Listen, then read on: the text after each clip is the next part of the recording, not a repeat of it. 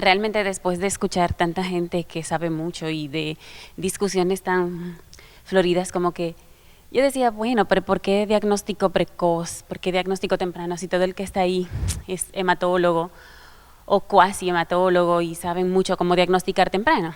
Entonces, tomando lo que la doctora dice, es para que seamos entes reproductores de lo que se va a decir aquí, para promoverlo en nuestros centros particularmente. La doctora Natalia y de la Rosa, que son representantes de Lugo Mendoza, que es un hospital pediátrico, promover que los diagnósticos sean tempranos y que cuando ya se tengan los diagnósticos sean derivados a los servicios adecuadamente. Yo tengo siempre un poquito de miedo escénico, entonces yo voy cogiendo el piso en el camino. ¿Señora? Entonces, les decía que la intención es que cada uno en su centro de trabajo promueva la detección temprana, porque es bastante duro para uno empezar a manejar pacientes con estadios 4, con estadios 3, que como todos sabemos tienen menores posibilidades de curarse y le provocan más frustraciones y más canas a los oncólogos que los manejamos. Es simplemente cuidar la salud mental de los oncólogos que vemos los pacientes, ayudándonos con los diagnósticos tempranos. Realmente esta conferencia ya la hemos visto en otros foros y como les decía, es algo que la mayoría manejamos. Entonces, los objetivos de la detención temprana en cáncer son mejorar el pronóstico de vida y disminuir la mortalidad de los pacientes de los niños con cáncer, desarrollar un sistema de diagnóstico oportuno y derivación temprana. Ahí yo quiero hacer un punto. Vamos a poner el ejemplo de neurocirugía. En los últimos años, por una acción de la doctora Nieves, se consiguió que en el Hospital Robert Rick Cabral todos los pacientes con tumor del sistema nervioso central llegaran al servicio de oncología. Llega del 80 al 85% de los pacientes que ellos manejan. Esto lo revisamos en una tesis que se hizo entre el 2010 y el 2015 en neurocirugía, donde ellos registraban alrededor de 110 pacientes en ese periodo de tiempo. Nosotros revisamos los que nos llegaron a nosotros y solo nos llegaron 76 pacientes. Por eso menciono que todavía llega solo un porcentaje. Eso es intrahospitalario. Ahora los pacientes que se operan en otros centros donde no hay oncología pediátrica, pero sí hay neurocirugía, vaya usted a ver cómo nos llegan esos pacientes a nosotros. Avanzados, progresados, que ya los ha visto radiooncología o ya los han irradiado. ¿Y qué va uno a hacer con un paciente que ya fue operado 8 veces, irradiado? ¿Qué opción le puede ofertar un oncólogo pediatra? O, en la mayoría de los casos, no han recibido radiación, pero tienen 3, 4, 5 y hasta 6 meses de operado y se disuelven en el camino, en lo que llegan de los otros centros a nosotros, esperando una inmunistoquímica o esperando unas imágenes de resonancia magnética, que como todos sabemos son muy caras y hay gente que no tiene acceso. Y realmente duele ver situaciones así cuando se está hablando tanto de cáncer y cuando todo el mundo sabe que un cáncer va a matar a una persona si no se hace lo que hay que hacer a tiempo. Por eso, derivación temprana es el punto que nosotros como hematólogos y como oncólogos debemos insistir en que se dé, hacer, como dice Wendy, terapia enzimática y estar encima de que las cosas lleguen a donde tienen que llegar. Realizar tratamientos menos intensos, con menos complicaciones, lo cual en nuestro medio es bastante difícil porque llegan avanzados. Entonces, si no le doy duro, probablemente no lo cure. Disminuir las secuelas orgánicas y psicológicas en los pacientes, reducir costos y tiempo de hospitalización. Disminuir las secuelas orgánicas y psicológicas porque es bastante fuerte también tener que tener un paciente un mes interno en un hospital, que después de la quimio intensa viene la toxicidad intensa, y los costos que conllevan comprar plaquetas por aféresis, comprar medicamentos caros como anfotericina liposomal o tiempos largos de hospitalización que honestamente destruyen familias, porque estas familias quedan sin dinero, sin unidad familiar, porque el papá anda por allá trabajando, la mamá está interna un mes en el hospital y eso tiene efectos que son a veces devastantes en las familias. La epidemiología del cáncer todos la conocemos, o muchos la conocemos, segunda causa de muerte infantil en los países desarrollados, no así en los países en vía de desarrollo. En los países desarrollados solamente es superada por los accidentes. Eso es algo envidiable, ojalá nosotros en algún momento lleguemos ahí, porque en nuestro medio todavía se muere mucha gente de otras cosas que son prevenibles. En el mundo se diagnostican 12.45 cánceres por cada 100.000 nacidos vivos por año, y en las Américas se habla de 27.000 casos por año, con una estima de 10.000 muertes por cáncer en pediatría al año. Se estima porque sabemos que países como el nuestro y como otros no tienen reportado todo lo que sucede en sus países por problemas de estadísticas. En Estados Unidos es de 135.6 en pacientes de etnia blanca, o de blancos, por decirlo así, y en los negros es de 107 por cada millón por año. En Europa es de 109 a 140, dependiendo del país donde se registre, y en países pobres como Nigeria, en África, 155 pacientes por millón, y en Asia e India puede llegar a 58.6, pero yo creo que ellos también tienen problemas estadísticos por las zonas de pobreza que algunos de esos países tienen. Entonces, esta es la distribución común del cáncer pediátrico, donde vemos que siempre las leucemias llevan adelante y los sistemas nerviosos central son la segunda causa, lo cual aquí hasta hace un tiempo no era así. Bueno, todavía los tumores del sistema nervioso central en el Robert Rees siguen siendo el 11% del cáncer pediátrico. Está superado por el tumor de Wilms y está superado por los linfomas y las leucemias, por supuesto. Entonces, sabemos que son la segunda causa aquí también, pero como les explicaba al principio, está la dificultad en el referimiento a tiempo, y no sé si en los otros centros donde hay oncología pediátrica pasa lo mismo, pero no llegan los pacientes, y como dije ahorita, si llegan en muy malas condiciones. El cáncer pediátrico no es prevenible, eso todos lo sabemos, pero lo que sí sabemos es que se puede detectar oportunamente y uno ofertarle al paciente la posibilidad de curarse. El cáncer pediátrico, a diferencia del cáncer de adultos, afecta básicamente a los tejidos. El 80% al diagnóstico ya está diseminado, en cambio en adultos es localizado, casi el 80% de los pacientes. La detección temprana generalmente es accidental, mientras que en el adulto responde a un tamizaje. Por ejemplo, si usted es fumador crónico, le van a recomendar hacerse una radiografía cada cierto tiempo. Las mujeres se hacen su estudio de citología de cervix para determinar la infección por HPV o por papilomavirus, y eso puede hacer que se hagan diagnósticos tempranos de tumores que pueden ser curables. En pediatría no hay un tamizaje que pueda ayudarnos a diagnosticar cáncer o prevenirlo. La mayoría de los pacientes pediátricos responde a quimioterapia, lo cual fue un trabajo llegar ahí, porque anteriormente, si era leucemia, estaba condenado a morirse. Si era un sólido, tenía la opción de cirugía, pero la mayoría de los pacientes, después de 2 años de cirugía, recaían.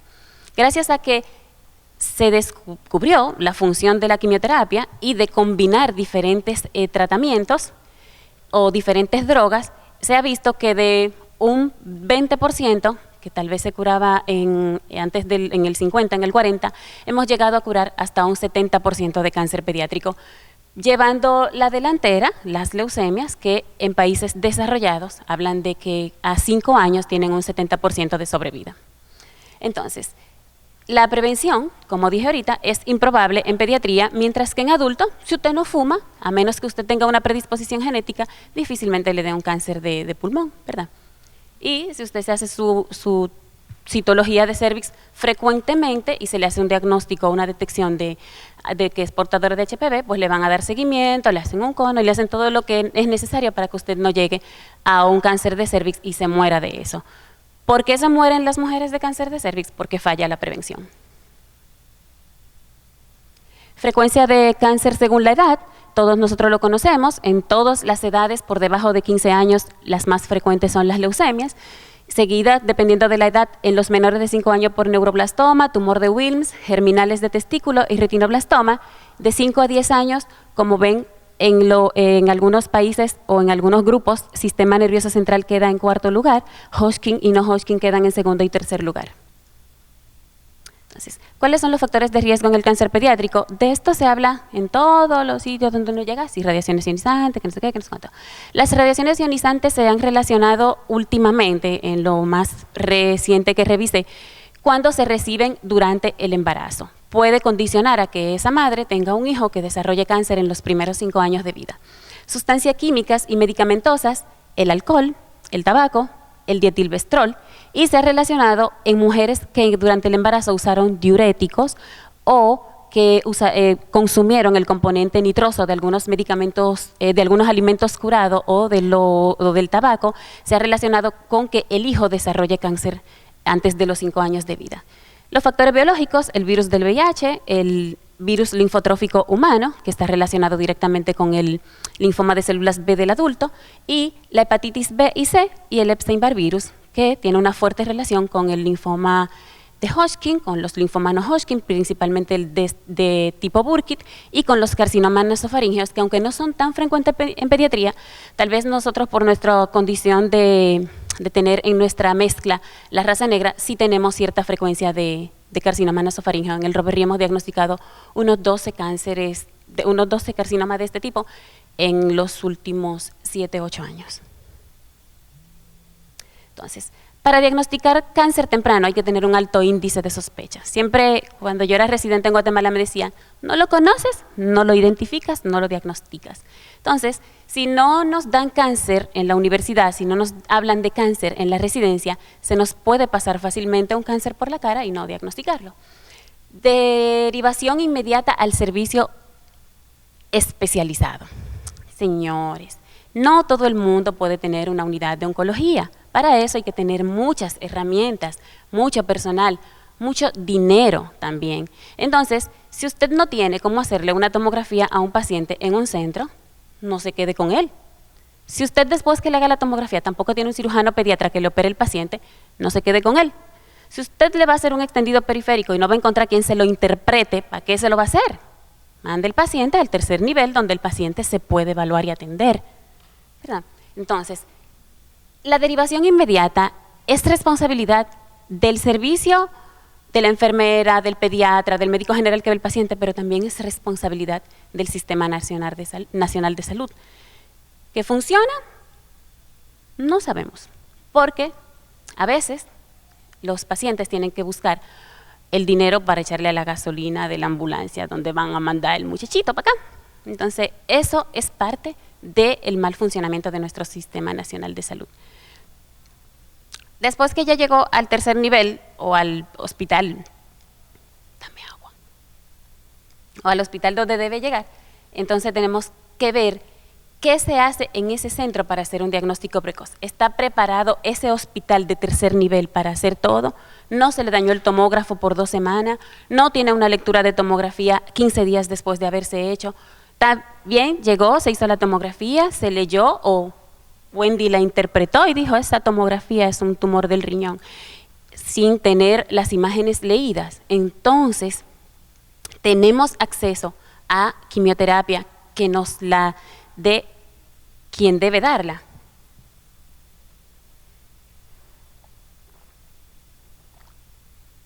Me explico, que la provea nuestro Sistema Nacional de Salud.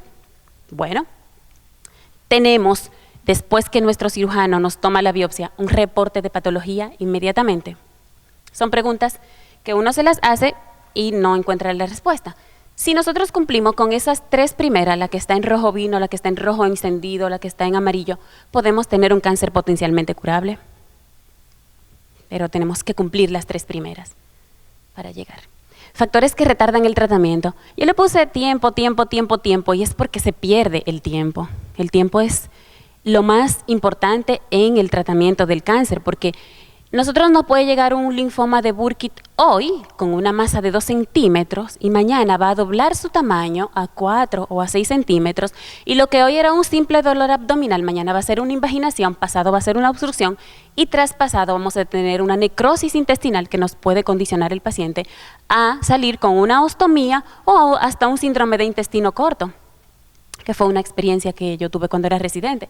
Entonces, es el tiempo lo que nos hace que se nos mueren los pacientes, sí, el que perdemos, el que se pierde, cuando por, como dijo Negrín, falta de educación, la mamá entiende que que lo que su hijo está sintiendo en ese momento no amerita que lo lleven al médico, pero eso va a depender del tipo de familia y del acceso que esa familia tenga al centro de salud y de la educación que esa familia tenga que amerite que el síntoma que su hijo presente permita que lo lleven al médico.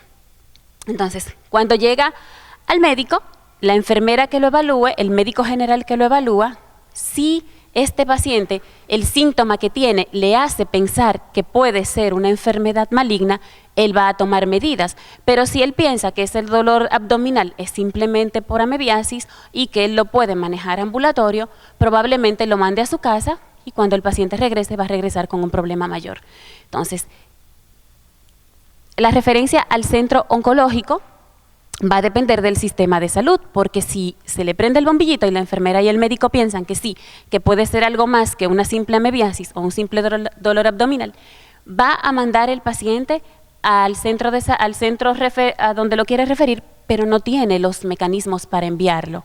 La mamá no tiene dinero, no hay ambulancia y estamos en Barahona o en Neiva o más para allá y es difícil llegar aquí, a menos que los papás busquen el dinero y se monten en una guagua pública. Entonces, el tiempo entre el contacto y el inicio de la terapia oncológica va a depender de la complejidad del centro de complejidad donde lo mandaron. ¿Tienes todo el equipo para hacer hematología pediátrica? ¿Tienes toda la forma o los mecanismos para hacer el diagnóstico a tiempo? Bueno, si lo tienes, entonces vas a tener la posibilidad de, como a veces hacemos en el Robert Reed, diagnosticar una leucemia en 1 hora, una púrpura en 1 hora. Pero hay una parte que es la biología de la enfermedad que puede condicionarte a que tú dures 1 mes investigando a un paciente, 2 meses investigando a un paciente y no concluyas que este paciente tiene un cáncer. Eso también nos ha pasado. Interconsulta con reumatología, le hicimos una biopsia de un ganglio y le buscamos y no encontramos la enfermedad. Pues ese último tiempo que se pierde va a depender de la biología del tumor y va a depender también del centro de complejidad, qué tan complejo sea y que esa complejidad funcione. Entonces, este es un esquema de cómo es que se va perdiendo el tiempo, la responsabilidad familiar de acudir al médico durante el primer síntoma, la primera consulta médica. Entonces, es responsabilidad del profesional si el conocimiento y la actitud del equipo de salud hace que él sospeche la enfermedad y enviarlo entonces a donde se puede realizar el diagnóstico de cáncer, que va a ser responsabilidad institucional. Características del hospital donde se ha tratado y estudiado el paciente y características, disponibilidad de medicamentos y un personal capacitado para el tratamiento. Aunque todos los neurocirujanos, y no tengo ánimo de atacarlos, saben operar cerebro, no todos saben manejar tumores malignos. Sí pueden tomarte una biopsia, sí pueden hacerte la resección, pero no pueden decidir qué tratamiento lleva ese paciente. Entonces, necesita que lo evalúe un oncólogo pediatra con el experticio en la situación. Y mencionó tumores del sistema nervioso central porque últimamente hemos tenido unos casos difíciles que molestan. Ahora, puede ser un tumor abdominal, puede ser una leucemia, puede ser cualquier otro tipo de cáncer, pero si usted no tiene las condiciones y el personal capacitado, pues debe tratar de derivar el paciente a donde se debe manejar adecuadamente para darle la oportunidad a esa familia y a ese paciente de poder integrarse a la vida más adelante.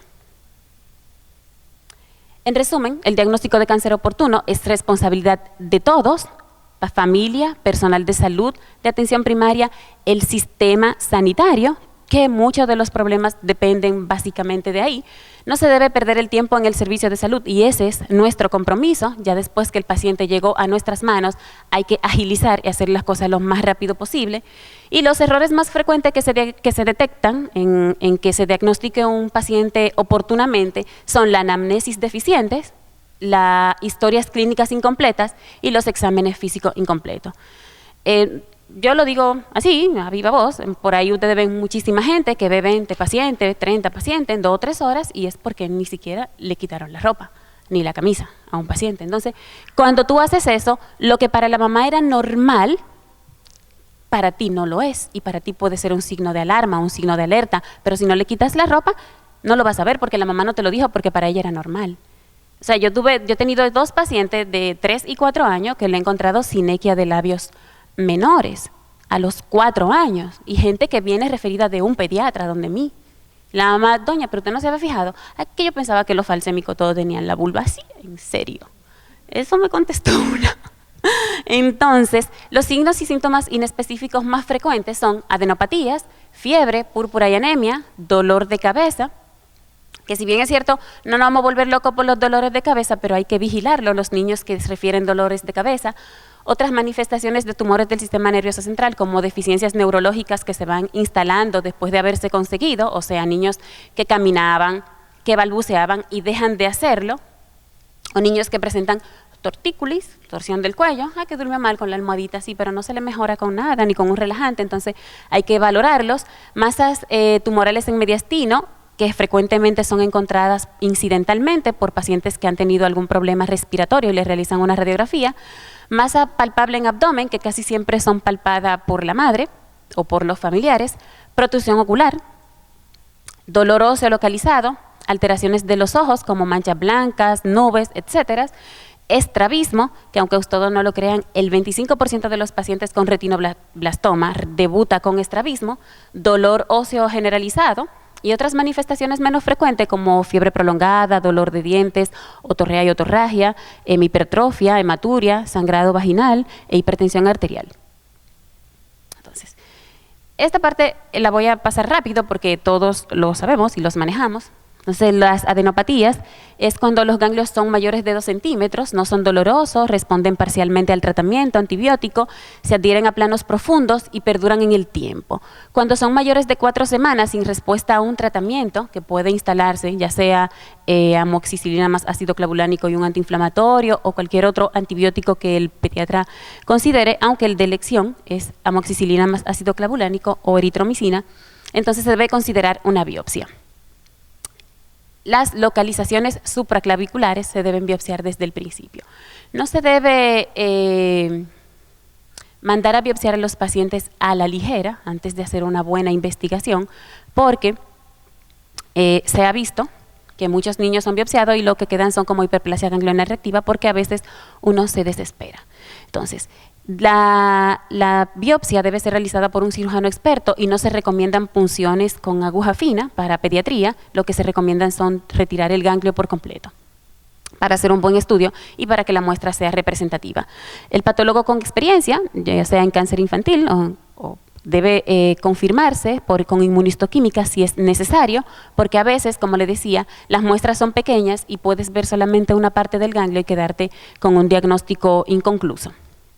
Entonces, se debe pensar en linfoma, que como decíamos son el 13% de los casos, y se debe tomar en cuenta que los linfomas tienen una relación viral importante. Estas son imágenes de adenopatías, que hemos visto mucho nosotros.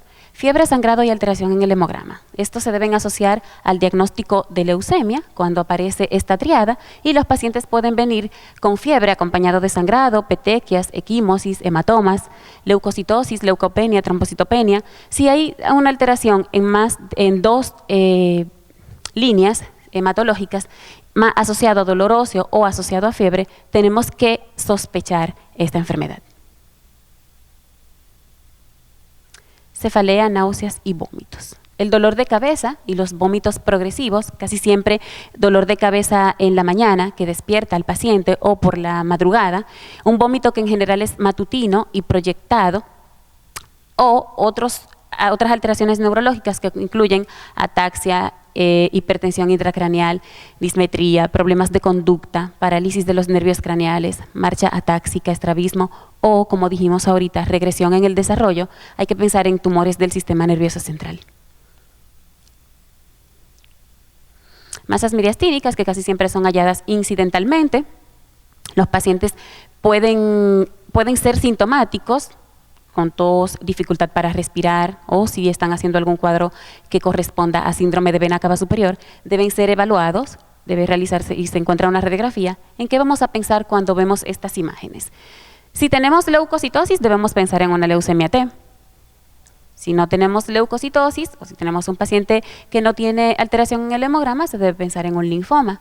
Pero si la masa es de mediastino posterior, entonces deberíamos pensar en neuroblastoma, que se ve con bastante frecuencia en los niños más pequeñitos, cuando hay un tumor o un neuroblastoma de los ganglios paravertebrales.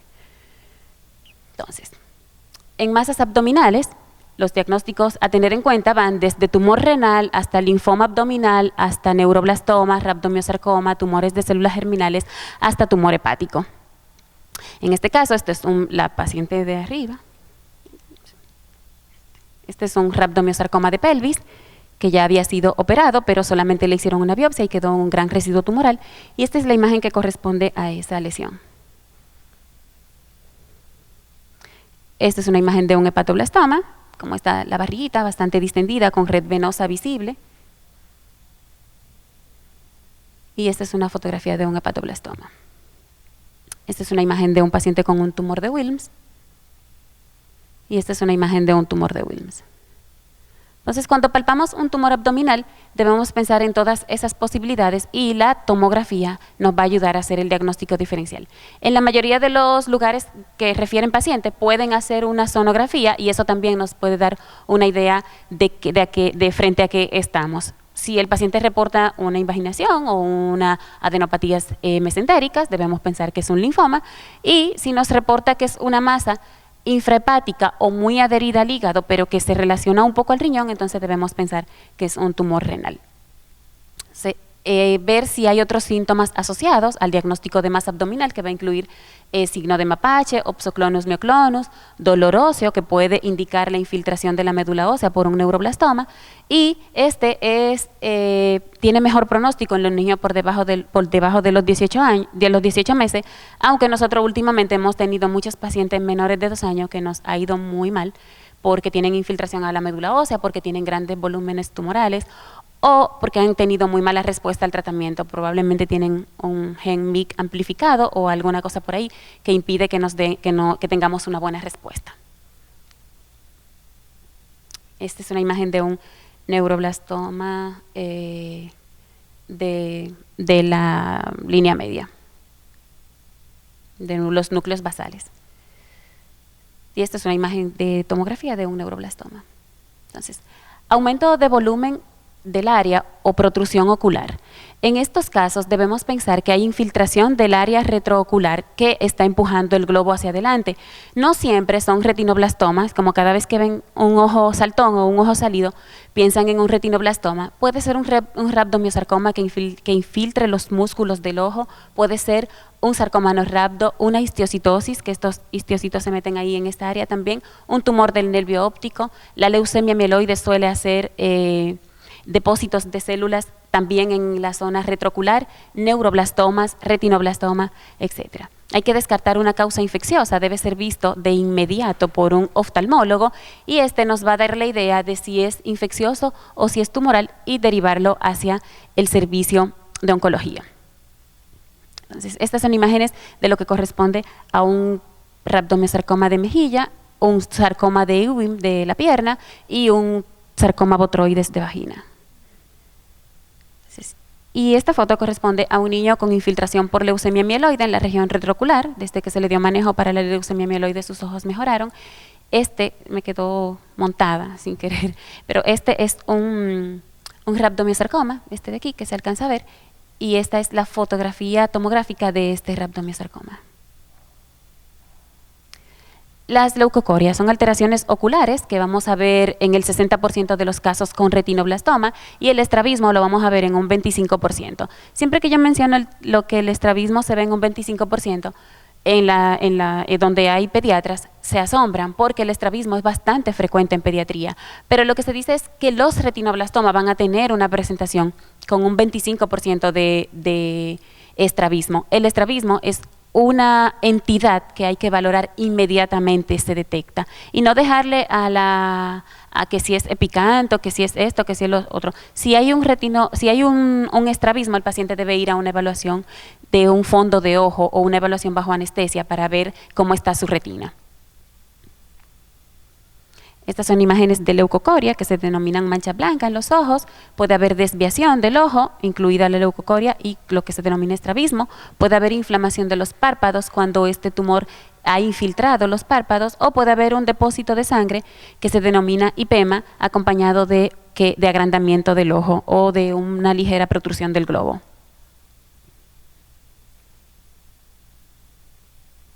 Sarcomas óseos, que están incluidos el osteosarcoma y el sarcoma de Ewing. Aquí vamos a encontrar dolor de la extremidad afectada o de la zona afectada asociado a un aumento de volumen. Y vamos a tener una masa dolorosa.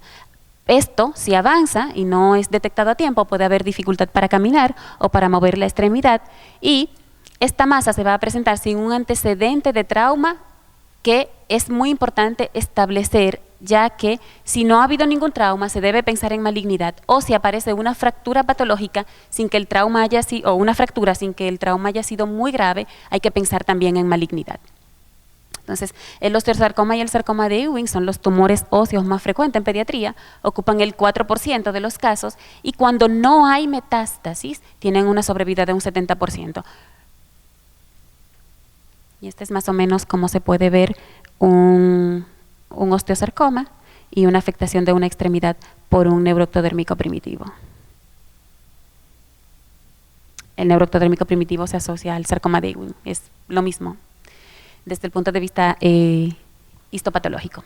Entonces, otras manifestaciones de cáncer que pueden hacernos sospecharlo, está la fiebre de larga data, siempre nos mandan a revisarlo, siempre nos piden una interconsulta cuando tienen una fiebre de larga evolución, el dolor óseo generalizado o localizado, la otorrea de larga evolución, la hemipertrofia, que son pacientes que deben ser seguidos, así como también los pacientes con síndromes genéticos, porque pueden en algún momento desarrollar un tumor suprarrenal o renal, la hipertensión arterial, la hematuria, que es un signo ominoso de cáncer renal hasta que se demuestre lo contrario, y los síndromes genéticos que incluyen Beckett-Weidemann, neurofibromatosis, síndrome de Turcot, el síndrome de Down y el Klinefelter. Se habla de que los pacientes con síndrome genético tienen de un 20 a un 30 más posibilidades, 20 o 30 veces más posibilidades de hacer un cáncer que los niños que son sanos, que no tienen un síndrome.